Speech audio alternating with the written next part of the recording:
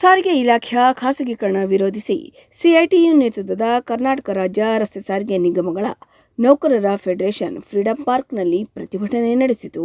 Electric ಬಸ್ಗಳನ್ನು ಪರಿಚಯಿಸುವ ಹೆಸರಿನಲ್ಲಿ ಸಾರಿಗೆ ಇಲಾಖೆಯನ್ನು ಖಾಸಗೀಕರಣ ಮಾಡಲಾಗುತ್ತಿದೆ. ರಾಜ್ಯದ ಸಾರಿಗೆ ನಿಗಮಗಳೇ ಎಲೆಕ್ಟ್ರಿಕ್ ಬಸ್ಗಳನ್ನು ಖರೀದಿಸಬೇಕು. ಖಾಸಗಿಯವರ ಕೈಗೆ ಅದನ್ನು ನೀಡಿದರೆ ಜನಸ್ನೇಹಿ ಯೋಜನೆಗಳಿಗೆ ಹೊಡೆತ ಬೀಳಲಿದೆ. ಬಹಳಷ್ಟು ಜನ ಸಿಬ್ಬಂದಿ ತಮ್ಮ ನೌಕರಿಯನ್ನು ಕಳೆದುಕೊಳ್ಳುತ್ತಾರೆ. ಹಾಗಾಗಿ ಸಾರಿಗೆ ಇಲಾಖೆಯನ್ನು ಖಾಸಗೀಕರಣ ಮಾಡುವ ಈ ಪ್ರಕ್ರಿಯೆಯನ್ನು ಕೈ ಬಿಡಬೇಕು ಎಂದು ಪ್ರತಿಭಟನಾಕಾರರು ಆಗ್ರಹಿಸಿದರು. ನಾವು ಈಗ ಎಲೆಕ್ಟ್ರಿಕಲ್ ಬಸ್ಸು ವಿರೋಧ ಮಾಡೋ ಪ್ರಶ್ನೆ ಬರಲ್ಲ. ಈಗ ಏನಾಗಿದೆ, ಪರಿಸರ ನೈರ್ಮಲ್ಯ ಚೆನ್ನಾಗಿರಬೇಕು ಅನ್ನೋ ದೃಷ್ಟಿಯಿಂದ ತಂದಿರೋದು ಉತ್ತಮ. ಆದರೆ ಇವ್ರು ತಂದಿರುವಂಥದ್ದು ಫೇಮ್ ಹೆಸರು ಹೇಳ್ಕೊಂಡು ಸರ್ಕಾರದಲ್ಲಿ ಅದೇ ಬಸ್ಗಳನ್ನ ನಮಗೆ ಸರ್ಕಾರಕ್ಕೆ ಕೊಟ್ಟಿದ್ರೆ ಸರ್ಕಾರದ ಮುಖಾಂತರ ಹೆಚ್ಚಿನ ಉದ್ಯೋಗಗಳು ಕ್ರಿಯೇಟ್ ಆಗ್ತಾಯಿದ್ದು, ಮತ್ತು ನಿರುದ್ಯೋಗ ಸಮಸ್ಯೆ ಬಗೆಹರಿತಾ ಇತ್ತು. ಇವ್ರು ಏನು ಮಾಡಿದ್ದಾರೆ ಅಂತಂದರೆ 1 ಕಿಲೋಮೀಟರ್ಗೆ 57 ರೂಪಾಯಿ ರೀತಿಯಲ್ಲಿ ಖಾಸಗಿಯವ್ರಿಗೆ ಎಲೆಕ್ಟ್ರಿಕ್ ಬಸ್ಸನ್ನು ಪ್ರೈವೇಟ್ನವ್ರು ತಗೊಂಡು ಅವ್ರಿಗೆ ನಮ್ಮ ಸಂಸ್ಥೆಯಿಂದ 50 ಲಕ್ಷ ರೂಪಾಯಿ ದುಡ್ಡು ಕೊಟ್ಟು ಈಗ ನಮ್ಮ ಸಂಸ್ಥೆಗೆ ಅದರಿಂದ ಲಾಸ್ ಆಗ್ತಾಯಿದೆ. ಈ ಪ್ರೈವೇಟ್ ತಗೊಂಡಿರೋದ್ರಿಂದ ಅದೇ ಬಸ್ಗಳನ್ನ ಈ ಫೇಮ್ ಇದರಲ್ಲಿ ಕೇಂದ್ರ ಸರ್ಕಾರ ಕಳಿಸಿರುವಂಥ ಈ ಫೇಮ್ ಯೋಜನೆಯಲ್ಲಿ ಅದೇ 50 ಲಕ್ಷ ರೂಪಾಯಿ ದುಡ್ಡನ್ನು ನಮ್ಮ ಸಂಸ್ಥೆಗೆ ಕೊಟ್ಟರೆ ನಾವು ಇನ್ನೂ ಹೆಚ್ಚಿನ ರೀತಿಯಲ್ಲಿ ಸೌಲಭ್ಯ ಕೊಡಲಿಕ್ಕೆ ಅನುಕೂಲ ಆಗುತ್ತೆ. ಮತ್ತು ನಿರುದ್ಯೋಗ ಸಮಸ್ಯೆನೇ ಇನ್ನೂ ಕಡಿಮೆ ಮಾಡ್ಬೋದು. ಇವ್ರು ಏನು ಮಾಡಿದ್ದಾರೆ, ಬರೀ ಕಂಡಕ್ಟ್ರ್ ಮಾತ್ರ ಬಸ್ಸಿಗೆ ನಮ್ಮನ್ನು ಇಲಾಖೆಯಿಂದ ಉಪಯೋಗಿಸ್ಕೊಳ್ತಾ ಇದ್ದಾರೆ. ಆದರೆ ಡ್ರೈವರ್ಗಳು ಹೊರಗಡೆಯಿಂದ ಇದು ಮಾಡ್ತಿದ್ದಾರೆ.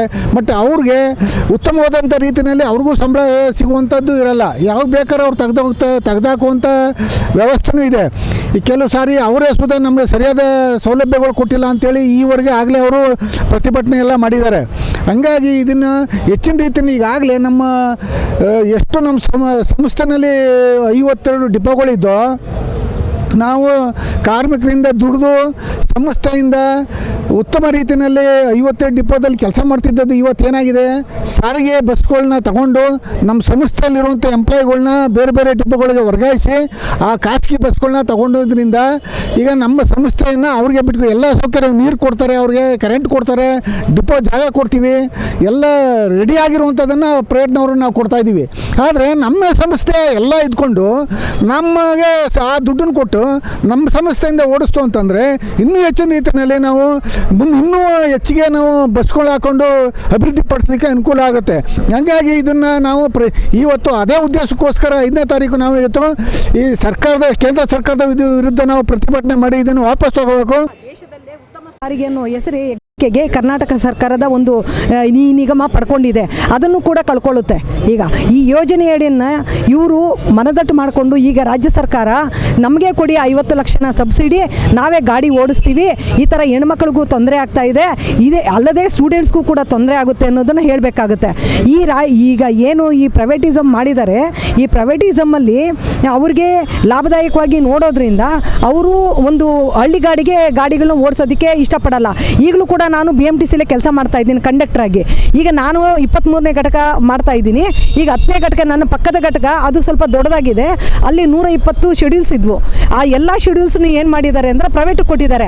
ಈಗ ಬೇರೆ ಬೇರೆ ಘಟಕಗಳಲ್ಲಿ ಸುತ್ತಮುತ್ತ ಇರತಕ್ಕಂಥ ಗಾಡಿಗಳು ಯಾವುದು ಅಧಿಕ ಲಾಭ ಬರ್ತಾ ಇದೆ ಅಂದರೆ ರೆವಿನ್ಯೂ ಜಾಸ್ತಿ ಬರ್ತಾ ಇದೆ ಅಂಥ ಗಾಡಿಗಳನ್ನ ತಗೊಂಡು ಎಲೆಕ್ಟ್ರಿಕ್ ಕೊಟ್ಟಿದ್ದಾರೆ. ಯಾವುದು ಕಿಲೋಮೀಟರ್ ಆಗಲ್ಲ ಮತ್ತು ಕಷ್ಟಕರವಾಗಿದೆ ಅಂಥ ಗಾಡಿಗಳನ್ನ ನಮಗೆ ನಾರ್ಮಲ್ ಗಾಡಿಗಳಿಗೆ ಕೊಟ್ಟಿದ್ದಾರೆ. ಅಂದರೆ ಇವರು ಲಾಭದಾಯಕನ ನೋಡ್ತಾ ಇದ್ದಾರೆ. ಇದರಿಂದ ಸಾರ್ವಜನಿಕರಿಗೂ ತೊಂದರೆ ಆಗುತ್ತೆ. ಮುಂದಿನ ದಿನಗಳಲ್ಲಿ ಸಾರ್ವಜನಿಕರಿಗೆ ಗೊತ್ತಿಲ್ಲ ಇದು ಯಾವ ರೀತಿ ಆಗುತ್ತೆ ಅಂತ, ಎಲ್ಲ ಎಚ್ಚೆತ್ಕೋಬೇಕು.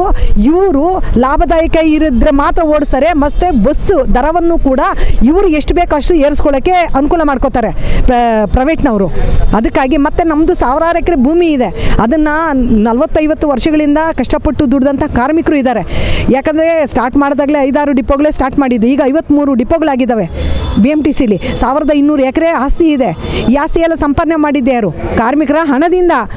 ಆಯಿತಾ? ಈಗ ನಾವು ಕಾರ್ಮಿಕರು ದುಡ್ದಿದ್ದರಿಂದನೇ ಅವರು ಕೂಡ ಈಗ ಮೇಲಧಿಕಾರಿಯಿಂದ ಹಿಡಿದು ಸಂಸ್ಥೆ ಒಳಗಡೆ ಕೆಳ ಅಧಿಕಾರಿವರೆಗೂ ಕೂಡ ಕಾರ್ಮಿಕರು ಕಂಡಕ್ಟರ್ ಏನು ದುಡಿತಾರೆ ಆ ದುಡಿಮೆಯಲ್ಲಿ ಎಲ್ಲರೂ ಕೂಡ ಸಂಬಳ ಪಡೀತಾ ಇದ್ದಾರೆ. ಅವರು ಕೂಡ ಅರ್ಥ ಮಾಡ್ಕೋಬೇಕು ಇದನ್ನು. ಎಲ್ಲರೂ ಒಟ್ಟಾರೆ ಕಾರ್ಮಿಕರು ಒಟ್ಟಾರೆ ಅಂದರೆ ನಿಗಮದಲ್ಲಿ ಯಾರ್ಯಾರು ಕೆಲಸ ಮಾಡ್ತಾರೆ ಇದನ್ನು ವಿರೋಧ ಮಾಡಬೇಕು. ಖಾಸಗೀಕರಣವನ್ನು ನಮಗೆ ಕೊಡಿ, ನಾವೇ ಓಡಿಸ್ತೀವಿ.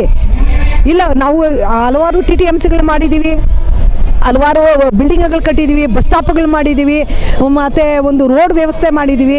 ಇವೆಲ್ಲ ಮಾಡಿ ಬೇರೆಯವ್ರಿಗೆ, ಖಾಸಗಿಯವರಿಗೆ ಸುಮ್ಮನೆ ಕೊಟ್ಟಂಗೆ ಆಗುತ್ತೆ. ಇದು ಅವರು ಲಾಭ ಮಾಡ್ಕೋತಾ ಇದ್ದಾರೆ, ನಮಗೇನು ಅದರಿಂದ ಲಾಭ ಇಲ್ಲ. ಕಾರ್ಮಿಕರ ಸಂಖ್ಯೆ ಕಡಿಮೆ ಆಗುತ್ತೆ. ಈಗ ಆಲ್ರೆಡಿ ಒಂದು 10 ಘಟಕಗಳು, ಈಗ BMTC 10 ಘಟಕಗಳು ಮಾಡಿದ್ದಾರೆ. ಅಲ್ಲಿಂದ ಈಚೆಗೆ ಇವಾಗ 600-700 ಜನ ಕೆಲಸ ಕಳ್ಕೊಂಡಂಗಿದೆ. ಅವ್ರಿಗೆ ಡ್ರೈವರ್ಗೆ ಹೇಳ್ತಾ ಇದ್ದಾರೆ, ಮಾಡಿದ್ರೆ ಕಂಡಕ್ಟರ್ ಮಾಡಿ, ಇಲ್ಲಾಂದರೆ ಬಿಟ್ಟೋಗು ಅನ್ನೋ ಪರಿಸ್ಥಿತಿ ಬಂದಿದೆ. ಈ ರೀತಿ ತುಂಬ ಅನ್ಯಾಯ ಆಗ್ತಾ ಇದೆ. ಕಾರ್ಮಿಕರ ವರ್ಗದವ್ರಿಗೂ ಕೂಡ ಇದು ಅರ್ಥ ಆಗಬೇಕು. ಇದು ಯಾರಿಗೋಸ್ಕರ ಮಾಡ್ತಾ ಇದ್ದಾರೆ, ಏನಾಗ್ತಾ ಇದೆ, ಇದು ಸರ್ಕಾರ ಕೂಡ ಗಮನ ಇಟ್ಟು ಇದು ಕೇಂದ್ರ ಸರ್ಕಾರದ ವಿರುದ್ಧ ಅವರು ಕೂಡ ಒತ್ತಡ ಹಾಕಿ ಸಬ್ಸಿಡಿ ತಗೊಂಡು ನಾವೇ ನಿಗಮನ ಉಳಿಸ್ಕೋಬೇಕು, ಬೆಳೆಸ್ಕೋಬೇಕು.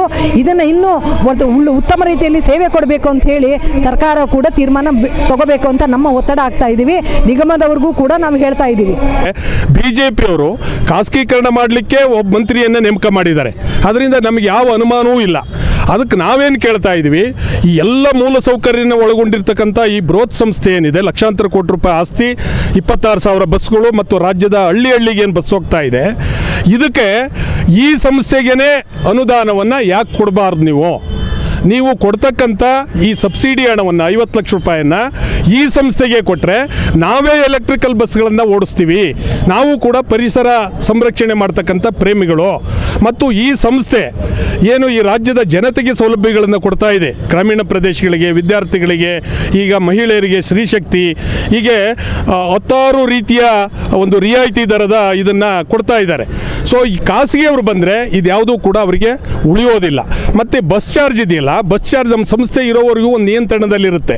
ಈ ನಮ್ಮ ಸಂಸ್ಥೆ ಇಲ್ಲದೆ ಹೋದರೆ, ಖಾಸಗಿಯವರ ಪ್ರವೇಶ ಆದರೆ 100 ರೂಪಾಯಿ ಇರೋ ಬಸ್ ಚಾರ್ಜನ್ನು 300, 400, 500 ರೂಪಾಯಿಗೆ ಹೆಚ್ಚಳ ಮಾಡ್ತಾರೆ.